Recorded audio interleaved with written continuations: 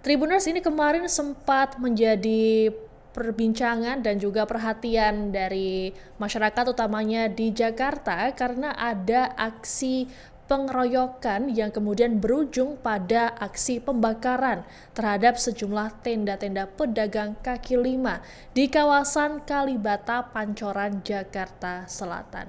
Untuk diketahui Tribuners bahwa aksi pengeroyokan ini terjadi pada Kamis 11 Desember sore. Kemudian menjelang malam, massa kemudian berdatangan dan membakar tenda-tenda milik pedagang kaki lima atau PKL yang sedang membuka lapak dagangannya. Ternyata selain tenda-tenda PKL, pembakaran juga menyasar 9 sepeda motor dan juga sebuah mobil taksi.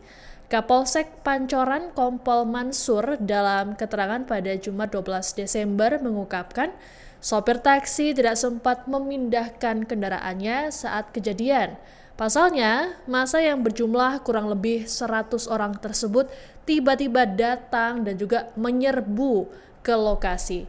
Perusakan juga menyasar kafe di sekitaran lokasi. Polisi memastikan bahwa permukiman warga yang berada di dekat lokasi tersebut tidak ikut terdampak. Setelah pembakaran, kemudian ada pengerahan sejumlah aparat dari Brimob yang dikerahkan ke lokasi untuk meredam ketegangan.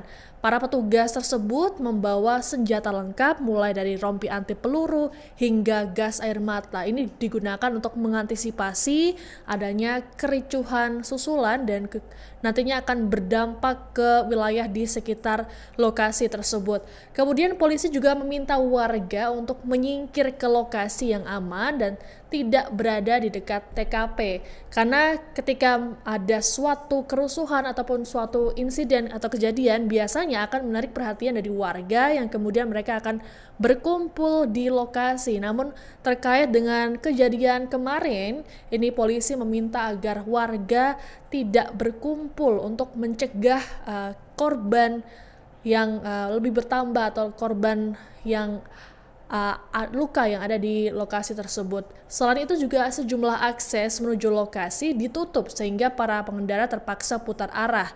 Nah, untuk diketahui Tribuners bahwa pengeroyokan terhadap 2 mata elang atau debt collector ini menimpa korban berinisial MET dan NAT. Kapolres Metro Jakarta Selatan Kombes Pol Nicholas Ari Lilipali mengatakan bahwa MET dan NAT kali itu hendak menagih biaya cicilan motor yang terindikasi macet. Namun pengendara motor yang ditagih tersebut tidak terima dengan pelakuan debt collector. Alhasil pemotor memanggil teman-temannya yang berjumlah 8 orang. Tidak berapa lama kelompok tersebut langsung menghajar keduanya secara brutal. Imbas penganiayaan, seorang korban tewas di lokasi kejadian, sedangkan satu lainnya meninggal seusai dibawa ke rumah sakit. Nah, terkait dengan korban yang meninggal di rumah sakit, sebelumnya korban tersebut dikabarkan mengalami koma karena luka parah yang dideritanya. Sebelumnya, korban dan juga rekannya ini menjadi sasaran pengeroyokan di sekitaran area parkir kawasan TMP Kalibata sekitar pukul 3:30 sore. Kapolsek Pancoran Kompol Mansur mengatakan bahwa 2 mata elang tersebut dipukuli secara bertubi-tubi hingga hanya bersimbah darah dan tidak berdaya di lokasi kejadian. Tubuh keduanya pun kemudian diseret ke pinggir jalan dan ditinggal begitu saja oleh para pelaku. 2 korban kemudian dilarikan ke Rumah Sakit Budi Asih, Jakarta Timur untuk penanganan lanjutan. Adapun pengeroyokan ini bermula ketika MET dan NAT ini menghentikan pengendara motor yang terindikasi macet pembayaran cicilannya. Kemudian muncul sekelompok orang yang turun dari mobil dan langsung melakukan pengeroyokan.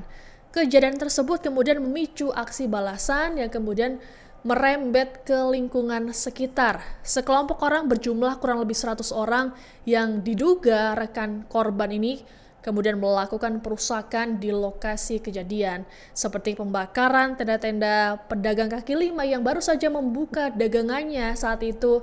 Kemudian ada sejumlah kendaraan seperti motor dan juga taksi dari warga yang ada di lokasi kejadian. Selesai kericuhan, polisi kemudian melakukan penyisiran di lokasi dan meminta warga untuk tidak main hakim sendiri.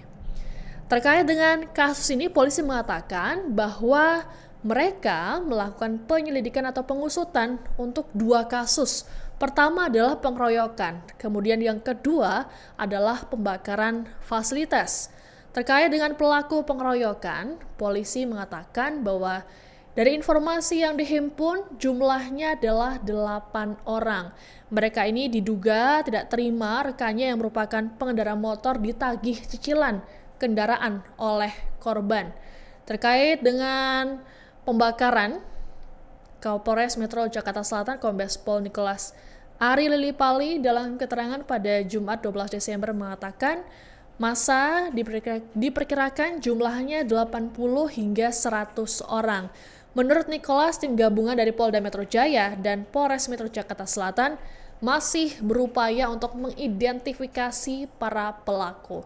Adapun imbas pembakaran tersebut, para pedagang di lokasi menyelamatkan barang-barang yang masih tersisa seperti kulkas, kemudian ada kursi plastik, hingga meja yang selamat dari aksi pembakaran. Pedagang pun merasa khawatir dengan kelompok tak dikenal tersebut nantinya bisa datang kembali dan kemudian meluapkan emosi mereka kembali. Seorang pedagang bernama Henny memastikan bahwa pedagang ataupun warga tidak terlibat dalam aksi pengeroyokan ataupun kerusuhan yang terjadi pada Kamis kemarin. Ini awal mulai gimana sih, Pak? Baik, terima kasih. Jadi perlu kami jelaskan terkait dengan kejadian insiden ini. Awal mulanya adalah ada seorang pengendara motor, ya, saat itu melintas diberhentikan oleh DC, oleh teman-teman dari DC.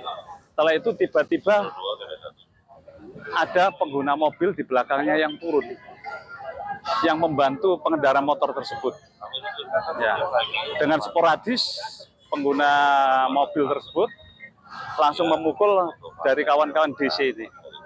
Nah, kurang lebih 4-5 orang pengguna mobil ini yang sama-sama jalan dengan pengendara motor di satu arah. Informasi teman-teman dari korban lagi yang motor atau gimana menurut kita?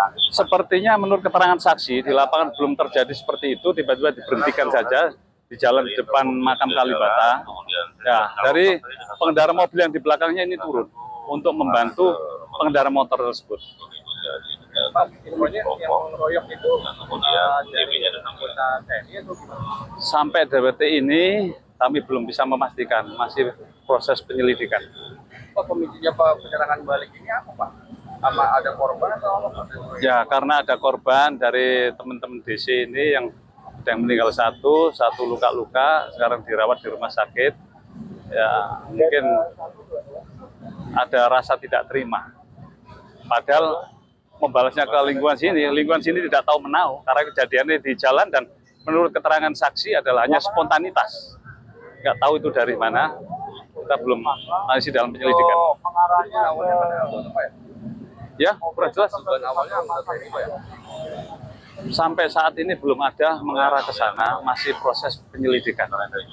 Ya. Sudah ada pelaku yang diamankan, Pak? Belum, sampai sekarang belum ada, masih proses penyelidikan. Karena itu kejadiannya begitu cepat. Ya. Keterangan saksi juga menyampaikan seperti itu, begitu cepat. Hanya hitungan berapa menit. Ya, korbannya luka di bagian mana saja, Pak? Luka bagian tangan, kepala, sama ya sekitaran kepala aja tadi sama tangan. Luka tembak juga, Pak? Ya? Infonya ada luka tembak juga. Oh, nggak ada. Kalau saya pastikan nggak ada itu, nggak ada. Hanya tidak ada, hanya menggunakan tangan kosong saja. Pak, kalau ini yang pembakaran ada berapa warung, Pak, yang dibakar ini, Pak?